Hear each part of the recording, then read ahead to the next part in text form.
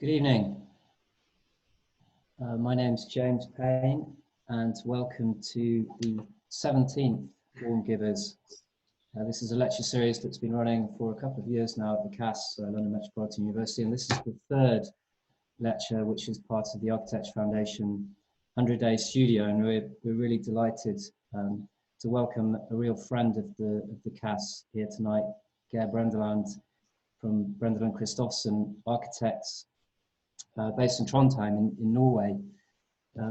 So Geir Brendeland runs the practice with Olaf Kristoffersen. They're both professors at the Norwegian Institute of Science and Technology in Trondheim, and they started their practice in 2002 with the winning a project which would become a project realised in 2005, which is the Svartlamoen housing project. Very interesting project that was really, I think, showed for the first time with great prescience the capabilities of this new material of cross-laminated timber. And also prefigures a kind of contemporary obsession almost with communal living, and was very much at the time thought of as a kind of perhaps an architecture of an alternative culture. And I think the practice is very interesting because it seems to stand to one side of the typical spectacular logic of the market. It's a practice, I think it's a very special practice that combines great heart, working directly with communities, but also combining that with projects, beautifully crafted projects of great technical rigor, spatial and formal clarity. And again, I just like to emphasize how close we feel to this practice, partly because of the link with Unit 7, which is run by David Grandorge and Colin Worry at the CAS, who are actually due to be building a self-build project in Trondheim at the moment. So we'll do the questions as we normally do. So please type some questions into the chat, either to myself, Architecture Foundation, or just to everyone. At the end of the lecture, I'll open up the mic to anybody who wants to ask a question. So welcome, Geir. I'll hand over to you. Thank you, James. Thank you for the invitation, and it's a great pleasure to be able to join you in London. Feels a bit like going abroad, and I'm going to start by sharing the screen here like this, and here we go. So the topic tonight is that I want to talk about 3 different projects done by us. It's also going to be then a discussion about 3 different construction methods, or 3 different building systems even. Obviously cross-laminated timber, CLT, a traditional post and beam construction system, and the last project is based on brick, in a way also caught in steel and rivets. And to join us in the discussion for the last project, we also have Tim Lucas from Price Myers in London, our structural engineers. So let's get on with it, and we start with just wanted to show you where the lecture hall of tonight is located. So we're here in Trondheim, in the middle of Norway, and it's located within this building. It's where I live, and it's a terraced house with 6 units, and we are up on the top floor where there's kitchen and living room facing the forest. So that's basically where we are now. And the house was built in 1963, and in a way, kind of typical example of what good architecture can be. It's kind of everyday architecture, but really done with care and precision. And it's just a very simple building with good quality.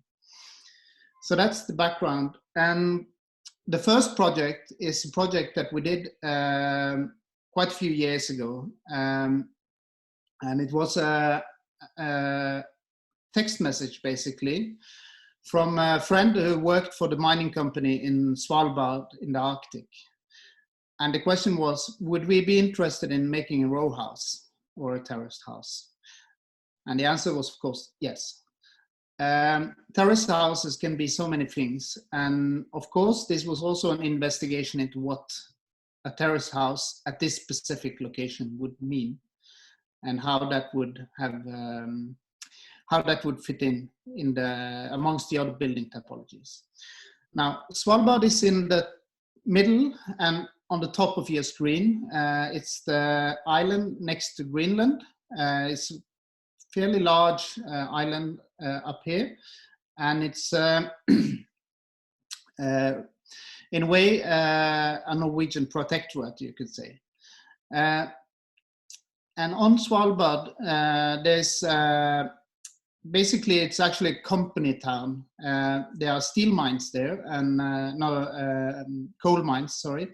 And the company town is called Longyear City. And it's about 2,000 people living there. And to give you an introduction to the site and the context, I wanted to include some of David Grandau's actually really, really wonderful photos from Svalbard. So basically, this is a desert, or at least used to be a desert, very arid and little precipitation, and most of it as snow. And within this spectacular landscape, there sits a tiny village of small working housing for the workers, you could say. This village has different typologies, and what struck us most was this kind of almost like a collection of typologies. And instead of making a project that kind of started dealing with motifs of nature or miming the nature, we were interested in the, let's say, typical, and making a project that could actually fit in within this context. Let's see. So I just show you some of the photos because they're taken by David, and they kind of show the relation between landscape and built, which is quite important to understand. So even if we are in the Arctic, there's traces and a lot of human activity and interventions. And the buildings that we make are also these kind of interventions. And there are also a lot of, it's actually quite cosmopolitan place. So these are NASA, and the first one was Max Planck Institute. There are mines and remnants from older times, mines as well. And all of this creates a very, very unique place. So in one way, completely isolated, in another way, completely connected and really global.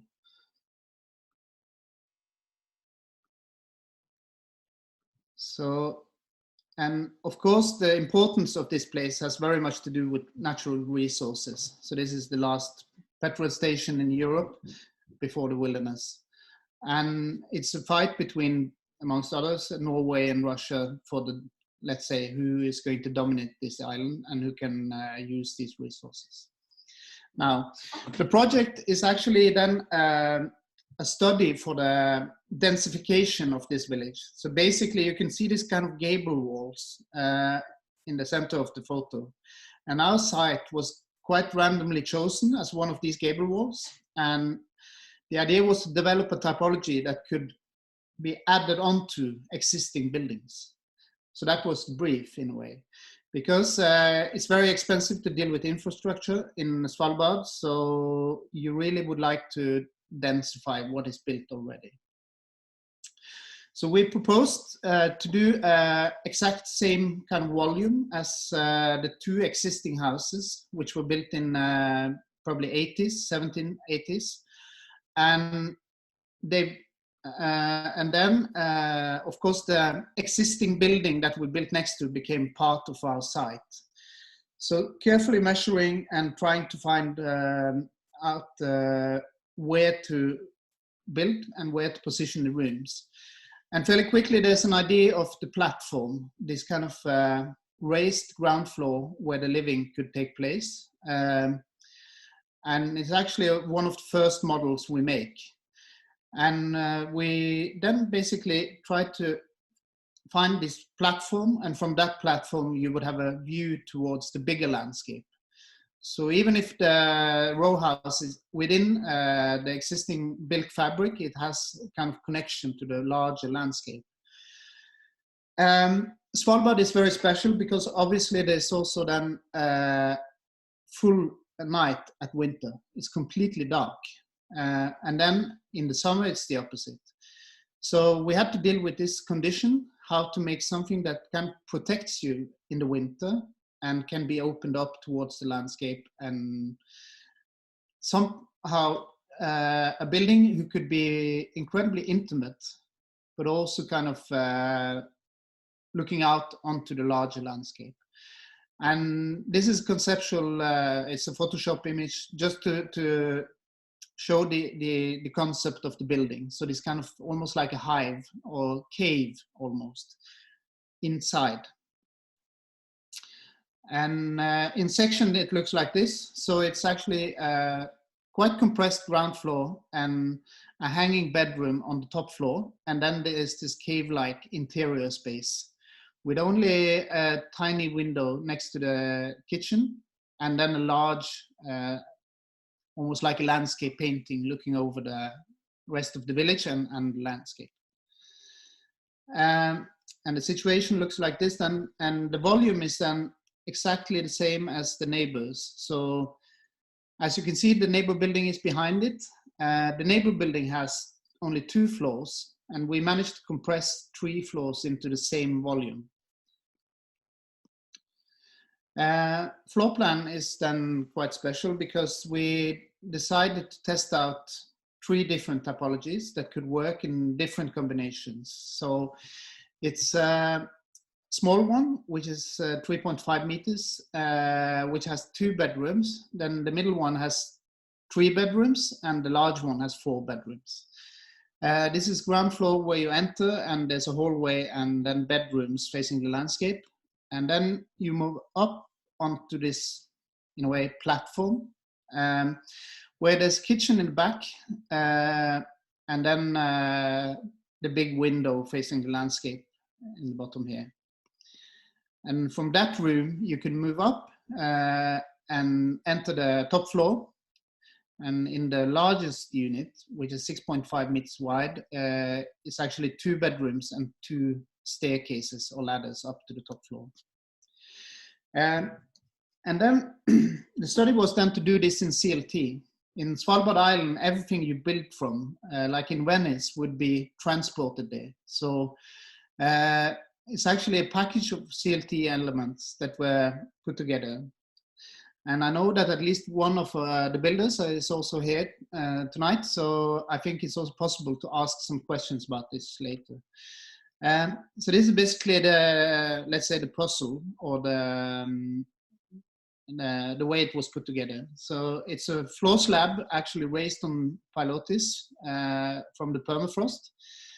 And then the ground floor, the staircases, and then another floor slab. And all of this is CLT.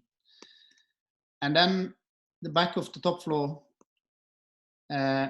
actually the kitchen and something which is between furniture and building, which is in back there, the shelves, and then the bedroom on the top, and then comes the roof.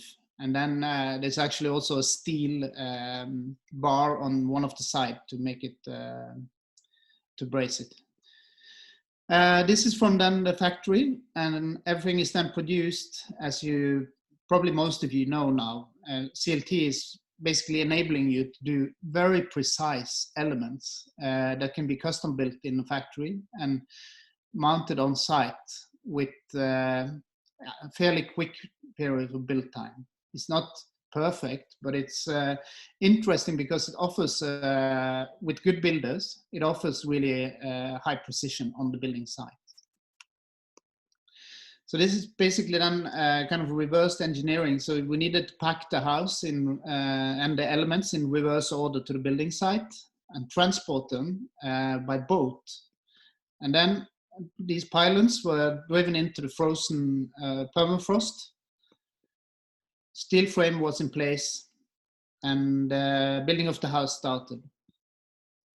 And this is the underside, also done with heating, and it's also done the steel connection to the pylons, and then the floor on top. And there's just a few photos from the building site with a protective layer of plastic for the CLT elements. It was a lot of integrated electricity and high complexity to this building site. Probably we pushed it almost too far, but we really, really wanted to make the ultimate CLT house in a way. So then it becomes a really, really pure way of building, where the cross-laminated timber elements are actually the floor slab, but it's also the ceiling of the room under it. And what you see is in a way what you get. So the CLT is exposed in the interiors, and then it's insulation on the outside, as you can see here, and then another layer of CLT elements to make the cladding of the house. And this is then painted, and the windows are aluminium windows. And because of the climate in Svalbard, these buildings almost have to be streamlined, because you want to avoid cavities where the snow could kind of stop and enter into the building construction, into the building. So that's the reason for this kind of very sparse detailing.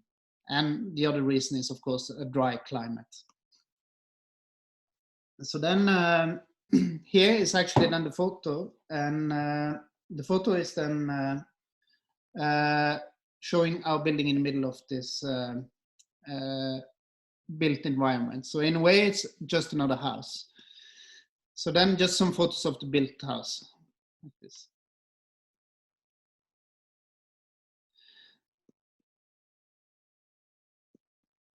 And here you can see the different units. And then there's a storage shed in the back. And from the detailing, you can see also that this is a house that deals with utility and really pickup trucks and snowmobiles and this way of living. While the interior is kind of embracing you, and it's fairly warm, and it's also quite robust. It's kind of open to interpretation, and that's something that we also worked on with the Svartlamoen project, and which is one of the great benefits of working with CLT elements. So these are the 3 different widths, and then there's the connection up to the top floor heating, and the gable wall of the end of the largest unit, which also enables light coming in from the side. Bedroom on the top floor. And then, of course, as a kind of reminder of climate change, a very dramatic thing happened. So suddenly there's a lot of snow and a lot of precipitation at Svalbard, and there's an avalanche that actually takes the neighbor buildings, and it actually killed 2 persons. It's an absolute disaster. And that means that most of the buildings, and probably also maybe our project, will be either demolished or moved because of the worsening or the more dangerous snow conditions that is a result of more rain and snow. And that's how this project stops for now. Okay, now we'll move on to a project that we've done also as professors at NTNU. We worked with students, and it's actually not exactly our students, but I'll get back to that in a minute. So Trondheim sits on the coast of this inland lake, and there's central from the city is this river that connects it with a larger lake in the interior. And this project is on this interior lake that is in the bottom corner of the image. And on this place, there's a small village museum. And the origin of this project was very strange, because they have an old farm like this, historical farm.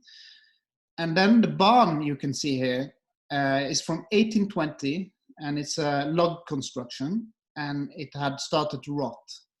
And for years and years, they've been kind of wringing their hands and really, really wondering what to do with this old barn. And then they decided, okay, we're going to demolish it. And we're going to build a new barn, but with historical construction. And then they started on this, and then the problem was, how should this barn look like? And how could we do that? And they wanted some office space, they wanted exhibition space, and they wanted different things. And as an architect, we were asked to come there to give some advice. And we already in first meeting said, well, we actually have to tell you, we don't think it's really possible that you demolish this old beautiful building. You should keep it. And then you should use it for exhibitions and restore it. And then we should build the community center where the people are standing in this image.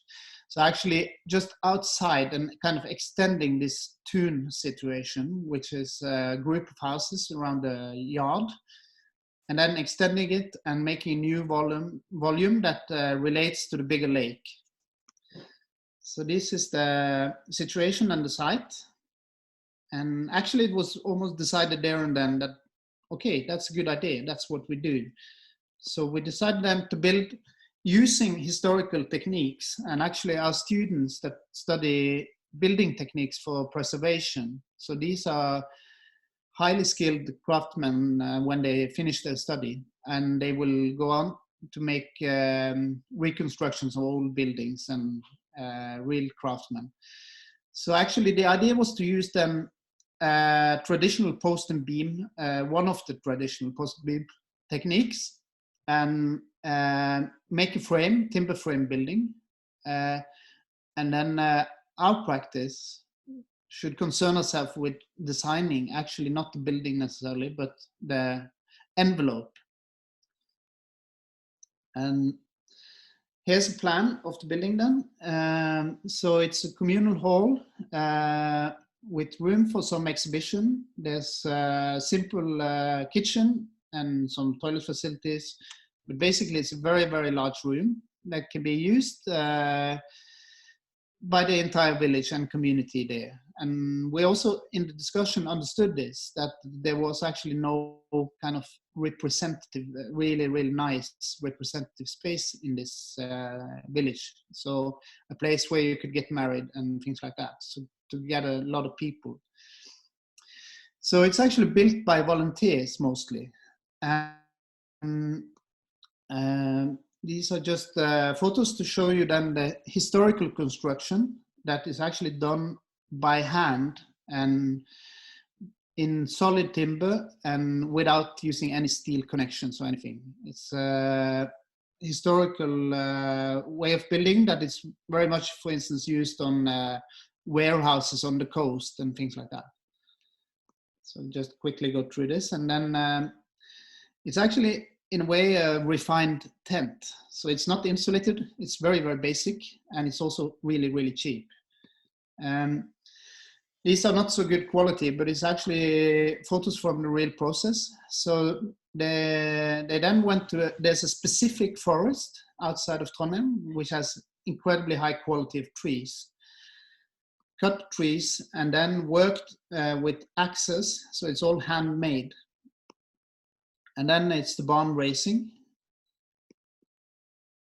And then our process was to actually design the paneling, and to do that in the concept was actually, let's try to do this in a very, very skinny and really, really elegant way. So we're kind of making a vitrine in a way for the old construction.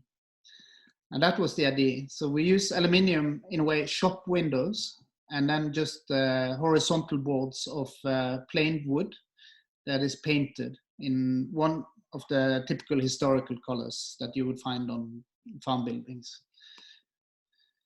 So this is, for instance, a corner solution at the bottom here, and then how it fits between the column and the window. Here's the corner. And the result is this kind of strange mix between the historical, which is actually also new construction, but it's new historical construction, and then a new facade that generates a lot of light inside, so you can actually read the historical construction. These photos are from the building site, obviously. It's not finished, but here it's almost finished. And you can see the wooden boards in the bottom of this photo, and then the post and beam construction, and then the view towards the old log construction. So there's kind of dialogue between the new building and the old building, also in dealing with the same kind of material and dimensions of materials even, but doing it with a different construction system. Here's the situation, and just a few photos of this one. And from the building, you have then on the other side of this photo, you could say, I actually did not have a photo of that, but there's then the view of the lake. So there's this huge inland lake. And here's then the connection between the old farmhouses and the new one.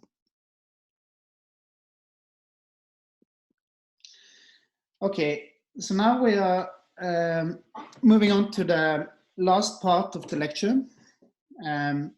It's called Bricks and Rivets, and it's project for public space in Lund.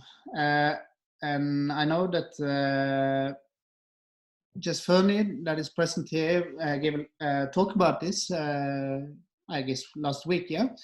And the project's actually, we call it Hage, and that's the name of the project. But in this context, it's more about the building system.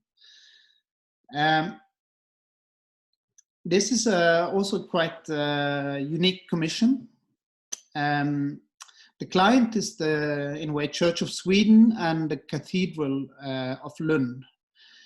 And the background for the project is that they are going to develop on the outskirts of Lund, in the top right corner here, next to the motorway E22, you can see some big circular buildings. These are research facilities. They are accelerators, a bit like the CERN accelerator. And basically, Lund has been it's a small Swedish university town, maybe comparable to Cambridge or Oxford. And it's been, in a way, intramuros. It's a very kind of compact city surrounded by high quality farmland, and has not really expanded that much. But now Lund has decided to expand next to the motorway, and they opened up for new development. And part of this land is owned by the Church of Sweden, actually quite large parts. And they launched this really, really quite amazing program that they're going to develop the land themselves, and leading the way, as I understand it, by example. So it's the idea of Lena Sjöstrand, the chaplain there, and then they used actually two British persons, Jake Ford at White Architects of Malmö, who had the idea for the master plan to actually curate this also as an architectural series of architectural commissions, and basically trying to develop a more organic approach to planning. And also part of this is an arts program curated by James Payne, which is here tonight, so you can ask her about this later. And anyway, the phone calls in Trondheim, and they asked us to come for an interview. Because of an earlier project, they had our name on the shortlist, and we gave the interview and were awarded with the commission. And basically the idea was to start with a kind of temporary project. So where the red cross is, that's where we're going to work, and that's the small urban development. Jake Ford is maybe present, and he can hopefully explain a little bit more about the urban plan. Anyway, this is the landscape. So you're actually on the edge of Lund. you are in a kind of suburban setting, but actually looking out towards the fields. The sky is really present, and there are groups of trees, but also human interventions to be seen. And we started to discussing what to do there. The brief, in a way, asked for a public space, a place where people could meet and gather and discuss. And as we do in most of our projects, we kind of started by observing Lund and discussing what is Lund and what is the context here. And Lund is medieval, and it has this kind of really intriguing relation between the public street, and the more private courtyards. And that caught our interest. Obviously, there's a lot of brick. And we started actually to look for let's say, the alphabet of Lund. And one thing that intrigued us then was this kind of views towards something that you can't really see, but is quite lush. And really this amazing interiors and how they are kind of framed with walls and constructions. So that's a topic that we also kind of discussed in some of our other projects, and something that kind of intrigues us, is kind of enclosed or walled gardens. So we go through that. And then the other discussion is, of course, the very, for us architects, I guess, quite obvious discussion about public space. And if you do urban planning, public space is, of course, one of your first priorities. So this story that is retold by Rem Koolhaas in Delirious New York about the expedition going out from Manhattan and putting down the corner posts of Central Park out in the landscape before the rest of the city arrived. So this kind of idea became important also to think about in our project, but in a more modest scale.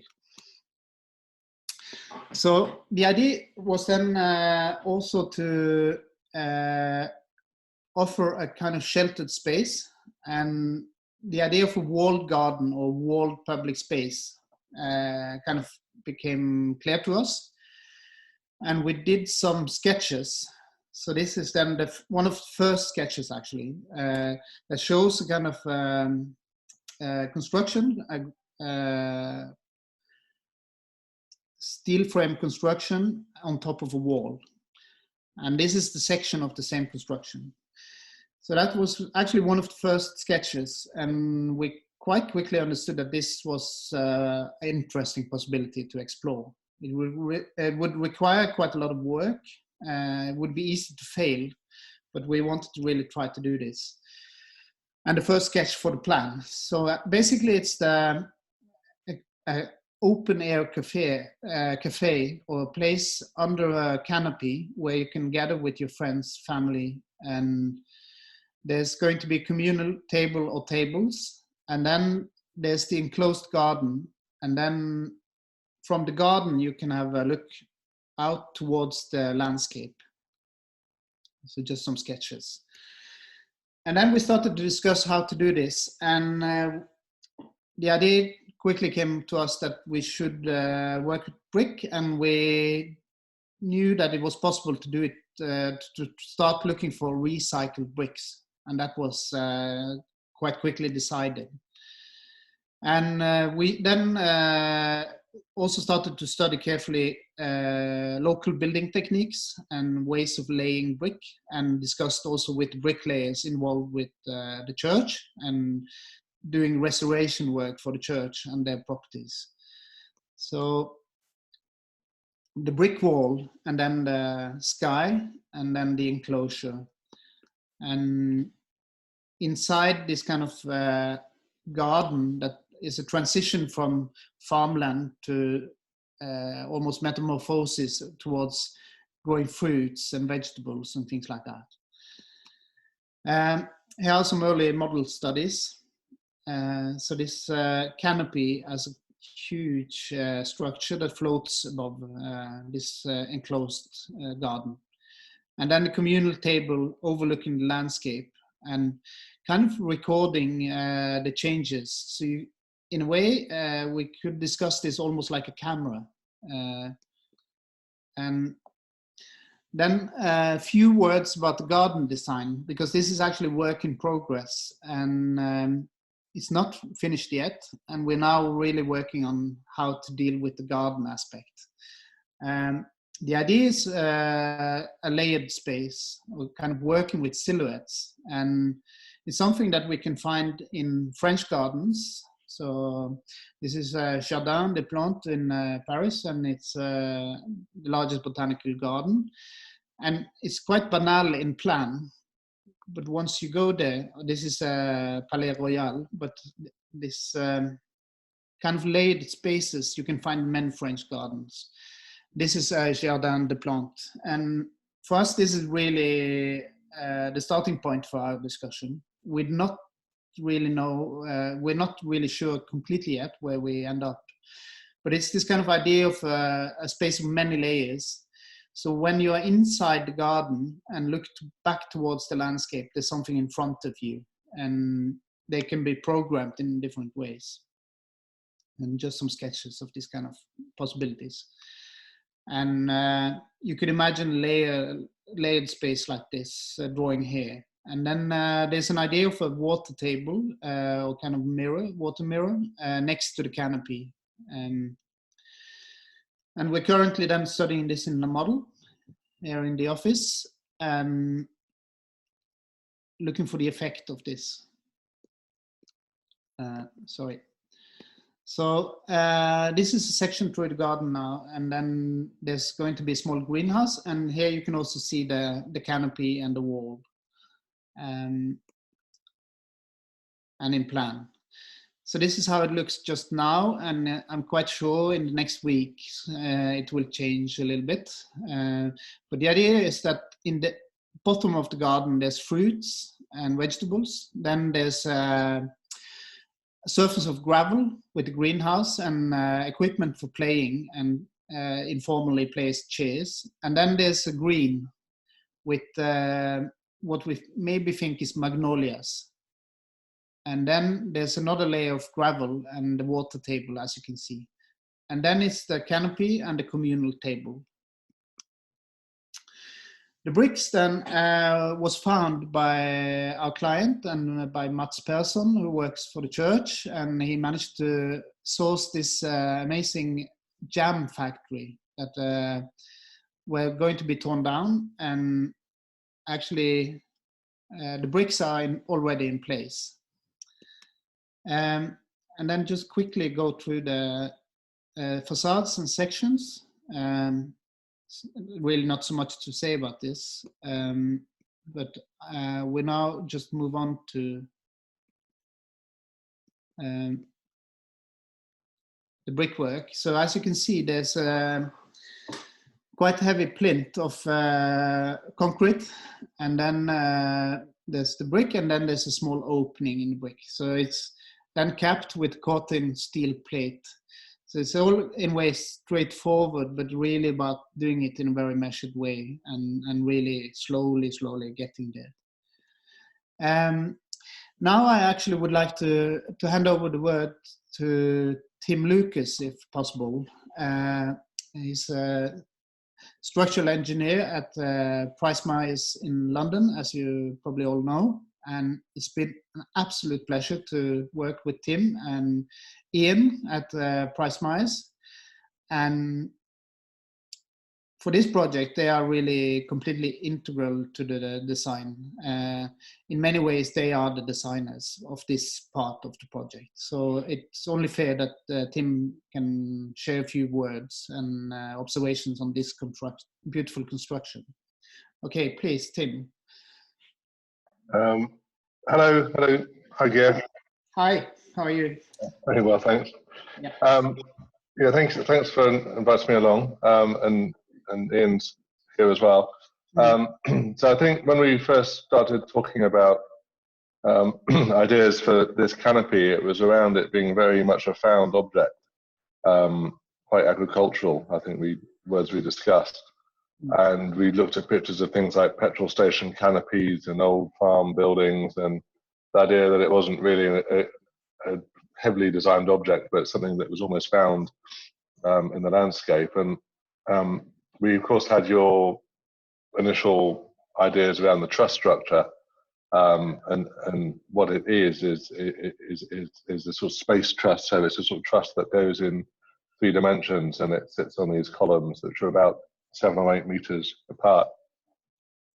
And we played with some sort of how we could arrange those trusses, and there was already a strong grid, I think, but we looked at the influence of the diagonals and which way they went and what that meant in terms of the load they carry. Because if they, if there's, do you have the next slide actually? Yeah. I think I drew a diagram a bit like this, which said that if basically what the diagonals do is they stop the rectangles turning into parallelograms, so they raise the structure. And if they go in one direction, they're in tension. If they go in the other direction, they're in compression. And also, as we move around the structure, they have different levels of force in them. So I think we thought about expressing that idea in the size of the metal, and therefore not using rolled standard steel sections which are rolled off a production line, but actually trying to tailor the metal to be more in tune with the loading that was in it and try and make it as slender as possible, as light as possible. So for that sort of reason, we came up with the idea together of sort of idea of folded corten steel, which is a flat object that we fold into shape. And then at the same time, we had this idea of, rather than bolting it, and again, I think it accentuate the idea of there being of it being a found object and being very much part of the history of Lund and the area, of using rivets rather than bolts or welding. So our challenge as engineers has been to try and build this entire thing with rivets. And no one actually uses rivets, and they haven't for 50 years. So it's been quite difficult to try and find rivets and find the technology. So this is an extract from a code that Ian, who will talk in a second, found in the library of the Institution of Structural Engineers from 1970, probably before they gave up using rivets altogether. But so that side of it's been a challenge. But actually, when we render the rivet and we see the rivet on the 3D model, it kind of transforms the structure into something completely different, I think, rather than a thing. This is a sample that was made by the fabricator we're working with, Pro-Swede, I should say, Tommy. And actually finding the tool has been okay in terms of the bucking bar and the rivet hammer, but the actual material, we've been mainly looking in the States actually, but in the end we found a material, and I think Pro-Swede are going to make them themselves. But maybe Ian could talk us through the process we've gone through in the sort of technical design of it. Ian, are you there? Ian Shepherd? Hiya. Sorry, I was unmuted. I was muted. Yeah, so as Tim said, we're trying to use a mixture of old technology, the rivet, and some new processes. So can you just go to the next slide? Mm-hmm. This is a screenshot of our Rhino model, which we've been using to take the forces through our model, and then use that as a basis for optimizing the sections using different methods. Having the idea of laser cut steel from the outset, we want to shave down the members to exactly what they need to be, to try and create some slender forms which you don't tend to see in the older industrial buildings with this fixing. Amongst this, we've had to think about the layering, how this all fits together in quite an intricate way, and using Rhino was helpful for that, so we're able to see how it would look from the outset. Okay, next slide, please.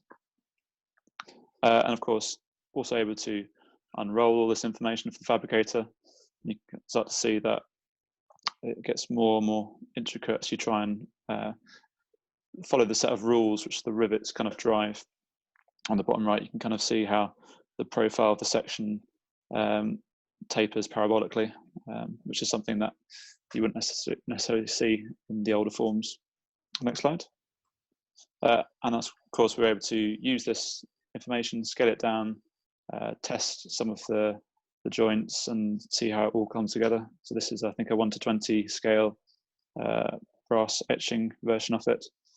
The final version will be all 4mm thick core 10 steel, all fixed together using those set of rules, just the 4mm in different layers, and with the timber canopy spanning above. I think that's it for me. Okay, thank you very much. Yeah, so I think we can in many ways then conclude the lecture, because we should now have been building this, obviously, and the building site has started and is kind of slowly moving. Brickwork will start, but actually the opening has been postponed. It was supposed to be open this September, and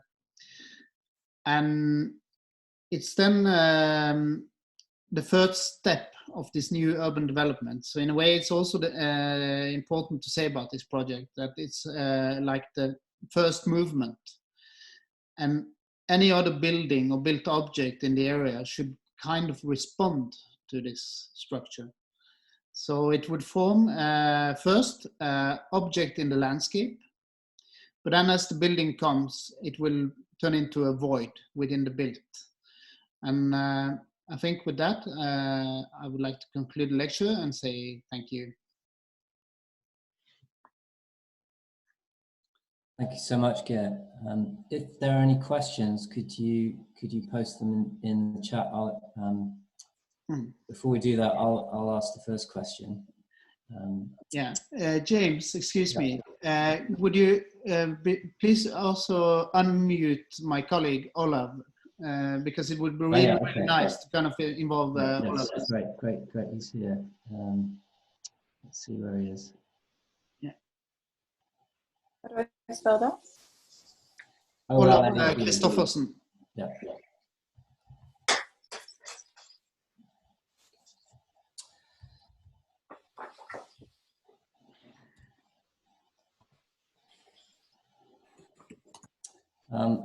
While we do that, I'll just ask the first question. So Geir, I mean, in terms of these very precise material acts that you do, which quite quietly frame these landscapes and ways of life, I just wanted to ask, and perhaps it's also to do with your housing project, which you didn't talk about tonight, which is this housing project you're developing for a hilltop site in Trondheim, and I think has a lot to do with the kind of suburban or modernist suburban housing where you live. And I suppose my question is about the link between the vernacular architecture, some of the architecture which you see in some of these folk museums in Norway and throughout Scandinavia. And there seems to be this kind of directness and communal way of building things has a very natural link to the way that some of this, I suppose, more 20th century modernism in the same very direct way frames a way of life. So I wondered if you could expand on that, because it's kind of quite a quiet architecture. It's a quiet architecture, and obviously we grew up with it, and it's a lot of it, and it's also not as we see it. I guess I also speak for Olav. It's not really a historical tradition. It's actually something that's been developed over thousands of years, and it's continuing. So it's kind of even the modernist houses in Norway were built with traditional wooden techniques. So actually our Le Corbusier houses were built in wood. So there's always been this kind of link in the way of building. And it's also quite interesting to see that if you look at all vernacular buildings or farm buildings of Norway, they have this incredible pragmatism to them. So there's very often kind of really brutal detailing, really quite daring detailing and kind of challenging ideas. And it's not one vernacular, for instance. It's really regional and really connected if you're on the coast or if you're on the inland. And for us, it's just part of the discussion, I guess, and not really, it's a source of inspiration and kind of background. But it's like even my daughters are playing outside the house and building stuff in the forest with wood. So it's really, it's just part of, in a way, a long heritage and a way of doing things, yeah. But I also think that it's partly the projects that we do are quite modest. So I think we have to use the techniques that are at hand with the types of contractors or craftsmen that are available for that kind of project. So that's also probably part of the reason why some of these some of our projects are in the sort of vernacular type of tradition. Yeah, could I ask you to stop sharing your screen so we can see you? We can see you. Yeah, I can do that like this. Brilliant. Yeah. Let me just see. Do we have another question? There's a question from Tony Presson. Tony.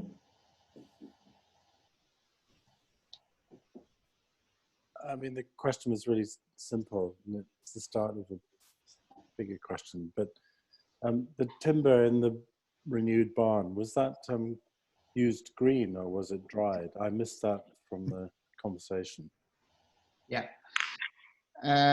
It's quite funny answer to that question because it was just used green, and then since it was kind of done by the local lads, actually a group of old men, it took more and more time to kind of get this construction under the roof. Yeah. So that's why. So actually in time it turned grey and suddenly it started to look really, really old.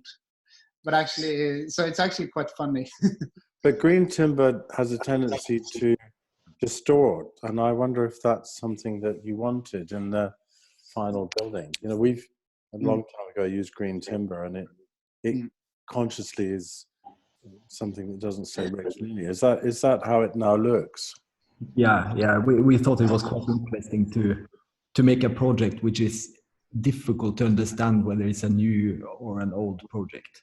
And you can already see cracks, of course. In Okay. We cut the trees in winter, so there's less humidity in them.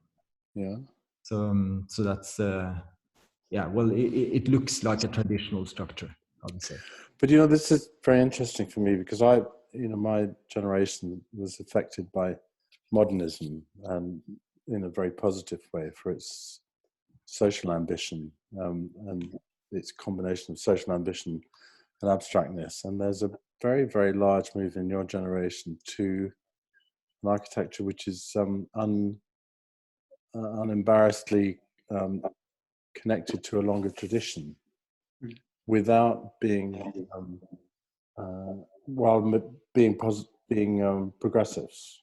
That's the important thing. In the UK we have architects who appeal to classical tradition, and their politics and social position is conservative, but that's not what I sense in you. So for me, this is the beginning of or maybe the early stages of a very interesting return to a continuation of the tradition in a progressive way. If we think of Herzog and Imre on in their early work, where they used something that looked like vernacular forms, but they weren't. You know, that with Hertogenrun, it became rhetorical and ironic in a way, and interesting because of that. But there's a clear strain and interesting development in architecture toward, and I'll say what I've just said, a continuation of tradition, and also an appeal to handwork and other pre-modern conditions to make an architecture of these times. And I find that very, very interesting. And that's why I like your work and listen to your lecture.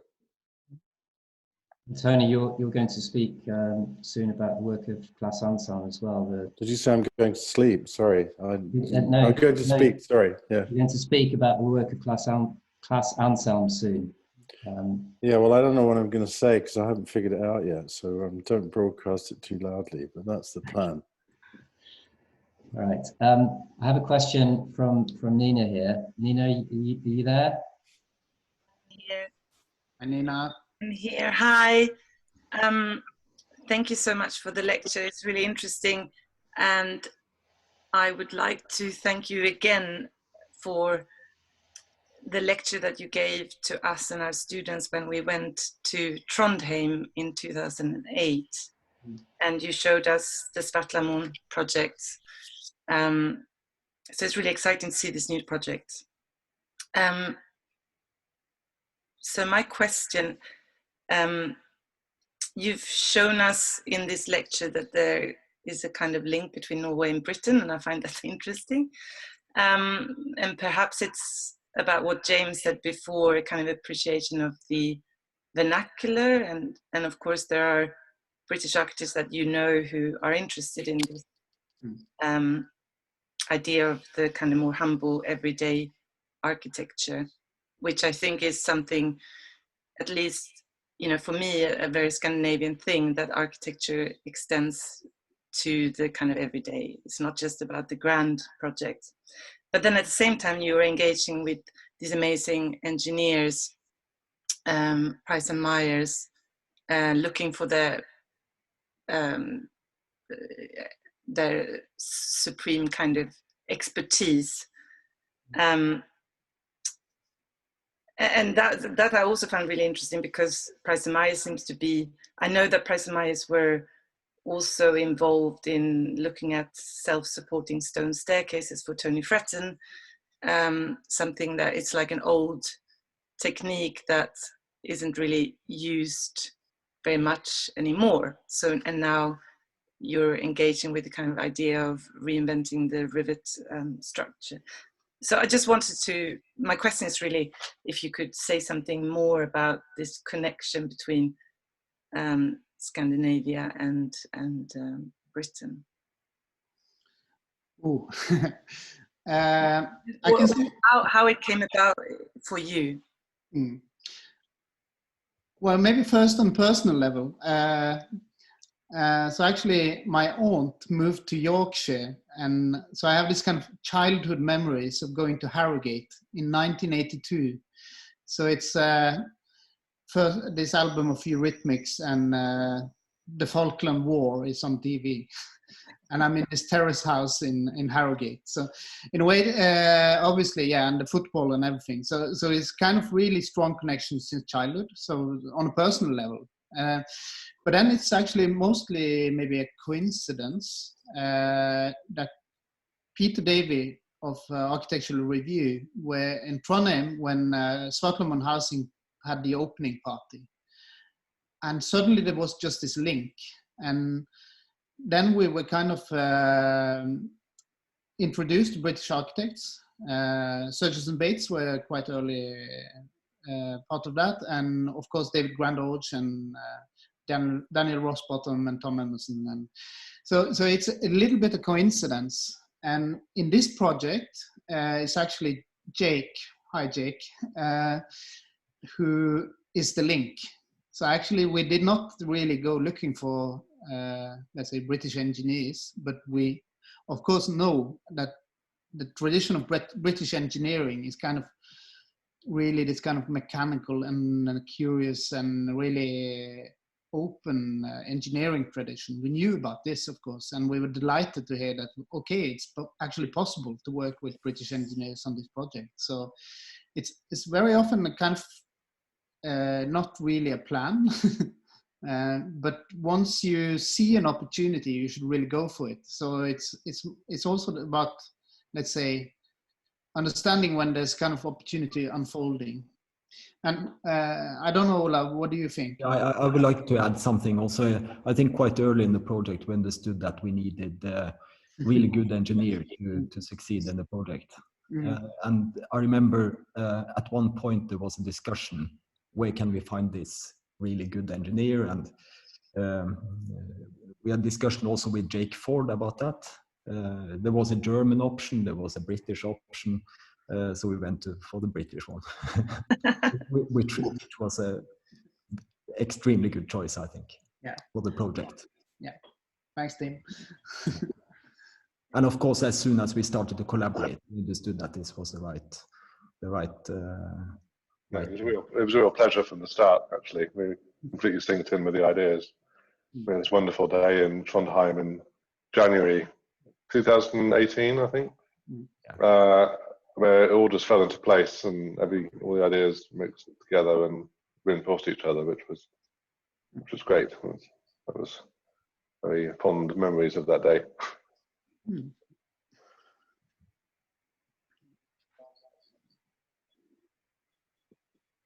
going to give the last question to Philip Christou, and then we'll have some applause. I should also say that Philip will be giving the next lecture in this series next Thursday lunchtime for a very young Korean practice. So Philip, if you could also say something about that, that would be great. It's you. Okay, hi. Hello. Well, first of all, thank you, Geir and Christoph. This is great to see you and to see the project. And I'll say something about the lecture later, but I'm not going to give a lecture. Some young guys from Korea are going to. Geir, I just want you to, could you, I was surprised that you said just right at the very end, this idea that the walled garden is going to be this, in the end, this void in the urban fabric in the future. Which for me is the kind of really the radical part about that project. It's really the clincher, the thing that's really exciting for me, that you can do such a thing. You can, on an open farmland, flat farmland, you build a wall enclosure that's the public space, and then the city district is built after that.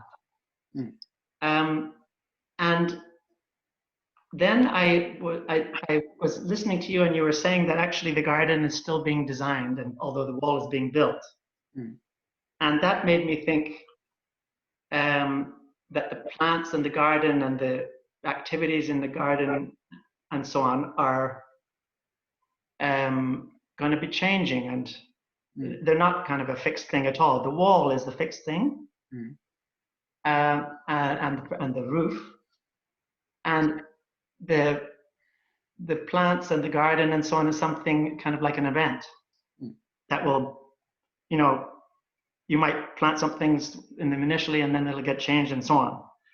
I quite enjoy that, and I'm thinking, how do you see that, and how do you see that in relation to the changing evolution of what happens in the urban district as it gets built? It's actually it was a kind of mistake, because it was obviously a point that was meant. I was rushing the lecture a little bit, but the idea of the void, and that the object becomes the void, is actually quite central, of course, to the concept. And it's also about being inside this space and looking back towards the landscape. And I mentioned it in a way then almost like a camera, but it's also then, as you sit there, you would actually in time record the changes that takes place in front of you, and the landscape kind of gradually disappearing. And then it's also going to be interesting, because there's actually only 1 or 2 rows of buildings planned between or plots between the garden and the larger tracts of land and landscape. So those buildings might also be able to negotiate with that situation. So that's also part of the discussion. And then when it comes to the garden, obviously that's the real question. How little should we do and what should we do? And we've been really, really hesitant, really scared of doing too much. So that's really spot on in a way, that comment, because it's obviously it's tempting to do nothing, but then it's also then maybe too little. So we try to be carefully selecting a few things, a few interventions that could start. But it's tricky because it's concept within the concept in a way. So it's, let's see. I think we're getting there through, especially through the physical model. Something is starting to happen. And maybe just Fernie, you could say something, because I remember that you gave a presentation a week ago in this series with Gillian Darling, and you're very much part of that process, aren't you? Of, I don't know, programming the arts and the whole discussions that involved that. Yeah, and also Jake, I mean, if you want to chip in with a few words about this, maybe how you see it. Jake, you're involved in the urban design of the. Yeah, exactly. Yeah, we're working with the cathedral on the sort of running the project, and in some ways it's been fantastic as a way of sort of having a whole series of very sort of gentle conversations about the larger project by talking about rivets, to be honest. And it's this sort of thing of, I think Jess and Gillian talked last week about this sort of perspective of the project as sort of, the cathedral is 950 years old, so we're kind of potentially looking that far ahead. So if you're kind of looking at those sort of perspectives, it's quite good to be sort of doing something straight away. So this has been an opportunity to, first with Nathan Coley's light piece, which was a very temporary installation in the centre of Lund, and then his second piece, which was out on the site, and then this will become, if you like, the first permanent mark on the site. And so that's a really important event, obviously, and then we have to then react to that with the plan. So I mean, it's fantastic. It's a really exciting situation. So I'm going to unmute everybody for a round of applause. Thank you, Geir.